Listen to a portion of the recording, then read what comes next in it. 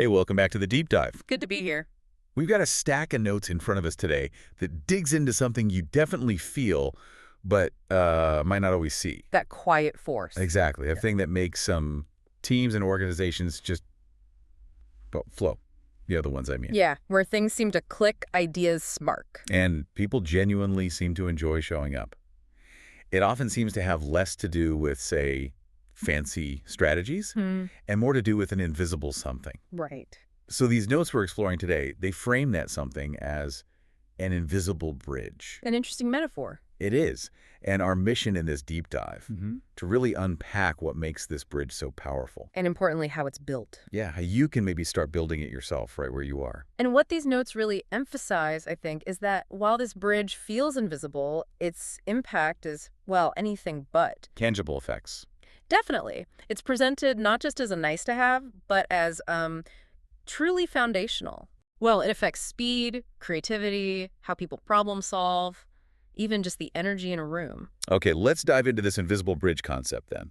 The notes kick off with a really powerful contrast. Ah, the story about the two teams. Yes, inside the same company illustrates it perfectly. Okay.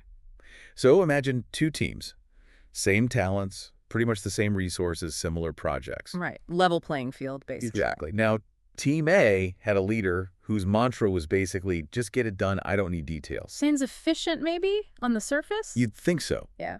But the notes paint a very different picture of what actually happened. Okay, what was the reality? People were constantly second-guessing everything. They needed endless meetings to cover every single angle. Oh, checking and double-checking everything? Constantly, even minor decisions. And innovation. Stalled, I bet. Completely. Because who wanted to risk making the wrong call?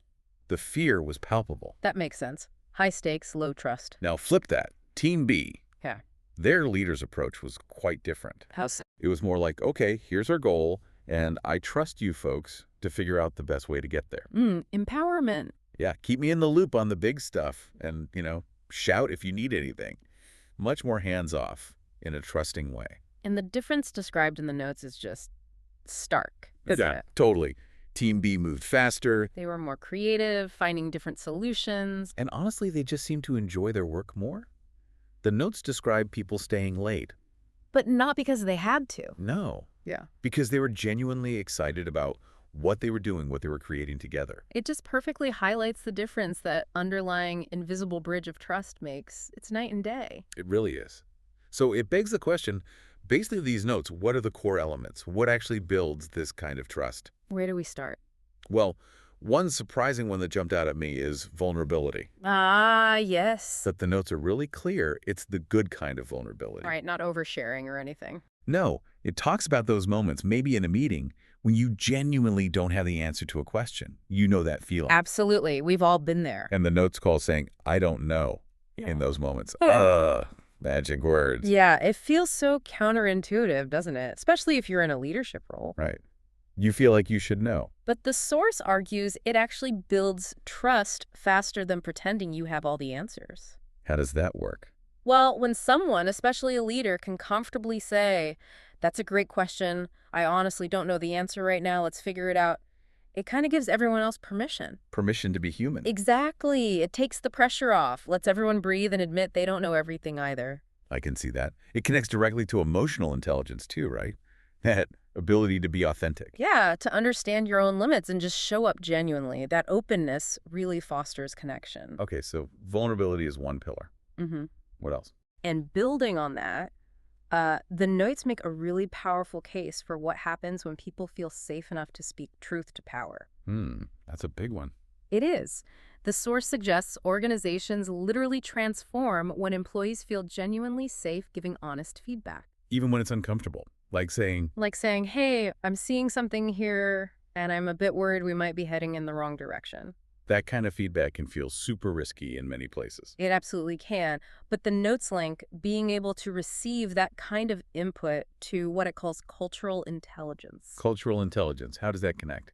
It's about viewing diverse perspectives and even challenging feedback, not as like personal attacks or threats. But as gifts? Exactly. As valuable gifts of insight, if you can embrace that, you start building a learning organization. One that can adapt because it's getting real crucial input from the people doing the work. Precisely. from the ground level. Okay, so we have vulnerability, speaking up. What else builds this bridge? The notes mention recognition. Yes, and this point is fascinating. The source reframes recognition completely. Not like Employee of the Month plaques. Not necessarily formal programs, no. It talks about it as an abundant resource. Abundant. How? It's about genuine noticing, acknowledging effort, recognizing thoughtful contributions, celebrating progress, big or small. Little things count. Hugely. It gives us a great example of a manager who just took, 30 seconds. 30 seconds. Yeah, just 30 seconds to genuinely thank someone for catching a potential problem early on. Okay, and the ripple effect described. Well, think about it. That person felt seen, they felt valued, they felt trusted. Reinforcing the loop. Exactly. And because of that positive feeling, they became even more vigilant, more engaged. They ended up catching more issues down the line. So that 30 seconds cost basically nothing. Nothing. But it generated immense value and just strengthened that trust. It's those consistent small actions again. It really is. Yeah. And the notes also talk about how trust completely changes communication, transforms it. How so? From what to what? It shifts the energy from being defensive, you know the type, sending endless CYA emails. Oh yeah, covering yourself. Yeah. Or hoarding information just in case. Exactly that. It shifts from that to a much more free, open flow of sharing information. I hadn't really thought about the energy cost involved in the defensive way before. It's huge. The source points out the sheer amount of mental and emotional energy that's freed up when you don't have to constantly self-protect or, over-explain every little thing. Right, that energy isn't wasted on caution anymore. No, it's available for creative thinking, for innovation, for actually moving things forward. It's a massive practical benefit, really. That energy shift sounds, well, palpable when you think about experiencing it. Definitely. And how does trust impact how mistakes and successes are handled? That seems crucial. It is. In high-trust environments, the notes explain, accountability isn't driven by fear. Fear of blame. Right. It's driven by a genuine desire to contribute to the collective goal. So when things inevitably go wrong... Because they sometimes do. Of course. Right. People take ownership of mistakes, not because they're bracing for trouble, but because they see it as a learning opportunity for everyone. A collective learning moment. Yes. And on the flip side, when there are successes, recognition flows more naturally. Why is that? Because everyone understands and values the part each person played. It's much more about sharing credit genuinely. Rather than one person needing to grab it all. Exactly. Less ego, more team. Which means people aren't as afraid to try new things, are they? Even if they might not work out perfectly the first time. Precisely. It fosters experimentation and learning. And this leads nicely into the final point the notes make about inspired excellence. Inspired excellence. Yeah. What does that look like in practice? The source suggests that when leaders genuinely care about their people's growth and well-being, when that trust is truly reciprocal, Yeah. people don't just meet the required standards. They don't just tick the boxes. They go beyond. They exceed them. They're inspired to do excellent work because they want to be part of something great. Not just because they have to. Right. It's intrinsic motivation. The notes even mention people proactively tackling problems that are technically outside their immediate job description. Just because they see a need and feel empowered to act. Exactly. That's a sign of that kind of inspired engagement. So this isn't just about productivity metrics, is it?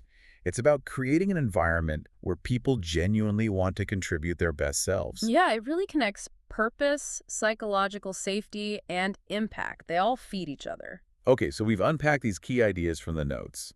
Vulnerability, speaking truth, that abundant recognition, open communication, how mistakes and successes are handled, and this inspired excellence. That's a good summary. So what does this all mean for you, the listener, wherever you are right now, in your role, in your team? How do you make it practical? Well, the notes offer some really powerful reflection questions.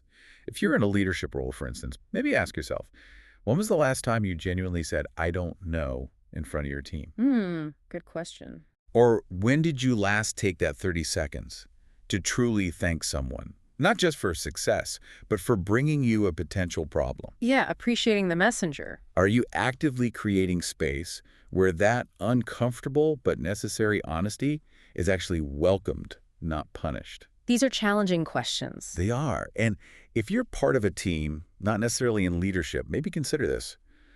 How can you demonstrate trustworthiness? in small, consistent ways. Like what? Is it just following through reliably on what you say you'll do?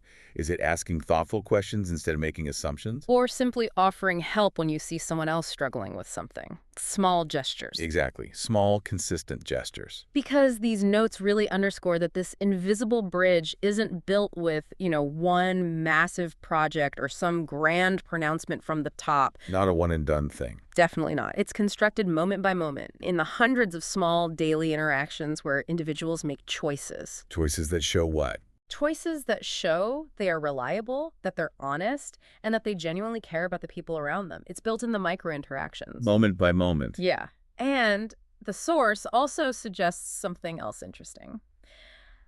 This kind of trust, it's contagious. Contagious. How? When you choose to extend trust first, maybe be a little vulnerable or genuinely listen, it often encourages others to step up and meet you there. Like a positive feedback loop. Exactly. It can create this ripple effect spreading through your actions, influencing the norms of the team or even the organization. It really does sound like that invisible bridge then, doesn't it? Connecting everything and making it function smoother, faster. And just more humanely, really. Yeah, more humanely. And the incredible takeaway from these notes, I think, is this. What's that? You don't need permission. You don't need a new title to start building it. Anyone can start. Anyone can start. Today. Right now, actually, with your very next interaction. That's empowering. It is. The notes offer this powerful final thought.